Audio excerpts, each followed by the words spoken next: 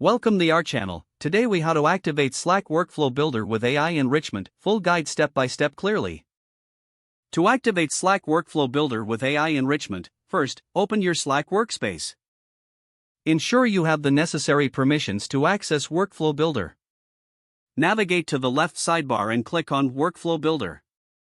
In the Workflow Builder menu, click on the Create button to start a new workflow. Choose a trigger for your workflow, such as a specific message or a scheduled time. Once you select the trigger, click Add Step to proceed.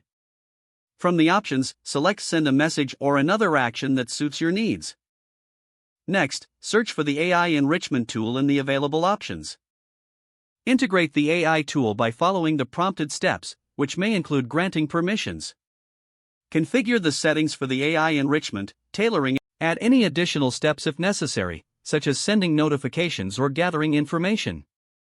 Review your workflow overview to ensure everything is set up correctly. Once satisfied with the setup, click Publish to activate your workflow. Test the workflow to confirm that the AI enrichment functions as expected. Monitor the performance and make adjustments as needed to optimize the workflow. If the page does not load, refresh the browser or try again in a private or incognito window. Make sure you are using the correct email address, then retype it carefully to avoid small typos.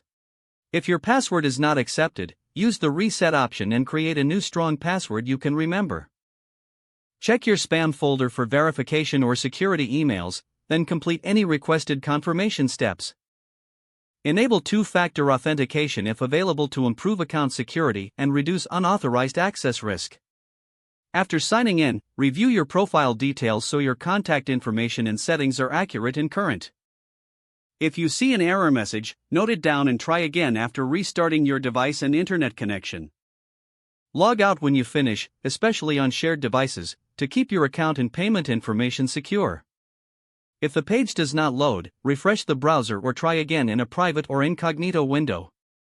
Make sure you are using the correct email address, then retype it carefully to avoid small typos.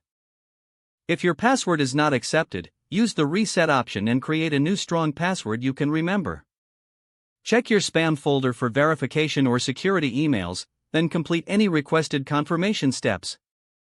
Enable two-factor authentication if available to improve account security and reduce unauthorized access risk. After signing in, review your profile details so your contact information and settings are accurate and current. Don't forget to like this video and subscribe to our channel for more step-by-step tech guides.